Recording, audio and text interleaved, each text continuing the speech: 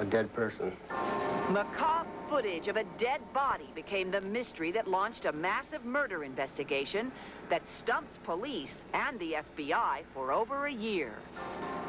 I was thinking along the lines that maybe have been a gang killing.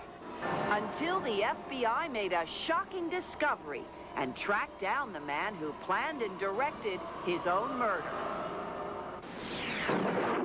Rio, good evening. It was a death scene that fell from the sky, locked in a mysterious camera. Whose was the body? Who shot the film?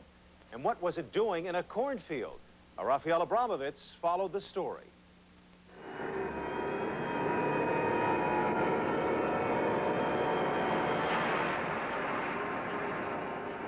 It appeared to be at the body laying on the ground was a dead person, which had been dead for some time because of the white, grayish complexion on the body. Paul Wood is a retired cop, but for 26 years he worked for the Michigan State Police, working his way up from highway patrolman to detective lieutenant. Over the years, Paul Wood has seen his share of horror and tragedy, but it is the last case of his career that will haunt him for the rest of his life. These two people standing over the body had a distinctive type uniform on. As I recall, black pants, some type of leather jackets with a design on it, and one was wearing combat boots, and the other one was wearing black, looked like patent leather shoes. Haircut real short. So if it was a homicide, I was thinking it was possibly a gang-type homicide. It wasn't the type of crime a cop based in East Lansing, Michigan is used to dealing with. It was something that comes from the big city. But Paul Wood has to chuckle now and then as he remembers how the mysterious crime scene wound up on his desk. It all began one peaceful Michigan morning when a farmer named Robert Reed woke up to check on his cornfield. Farmer Reed looked up towards the sun that morning and saw something strange floating across the sky. It wasn't the usual flock of Canadian geese. It looked more like a UFO, if you ask him. As the wind carried the craft down to bob among his corn, he saw it was a cluster of weather balloons attached to a Super 8 movie camera. Farmer had no idea. He just found this camera. He was thinking maybe it was a surveillance-type film or something because marijuana is grown down in that part of the state. In fact, marijuana grows wild down there. He thought possibly somebody had a camera set up on a marijuana field and just got away from him or something.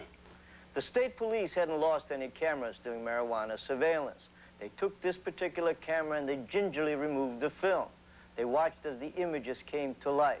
They expected to see some cornfields and maybe a cow or two, but instead they began to see what appeared to be a cult killing. It appeared that the body looked like it lay there for some time, so that didn't make sense. You know, if the body's been dead for some time, two people are standing over it unless they just found it or something. Then you had the third person that was running away from the two that were there. The seasoned police investigators studied the bizarre film for clues, for some indication of where this strange scene had taken place. Then they noticed the flashing lights above the crosses. They figured out that the lights were on an elevated train track. Someone recognized it as the famed Chicago L. Detective Wood sent a copy of the film to the Chicago police for immediate investigation. So one day when I was just on the phone talking to the Chicago police officer, I told him what we had there. Basically what I was asking the detective from Chicago was if they had any homicides around the time that we found this film. And of course the answer was we got homicides almost on a daily basis. Chicago detectives managed to pinpoint the exact alley where the scene had been filmed, but there was no answer to the identity of the victim or to those around him. And nobody could determine whether this actually was a homicide or what it was. So they, Chicago PD then sent the film to the FBI laboratory to have it enhanced. And that's where the FBI got involved. At about the time the FBI was called in on the case, which was about a year after the film was found, the Chicago police got a tip that helped identify the victim in the case. As it turned out, his name was Trent Reznor.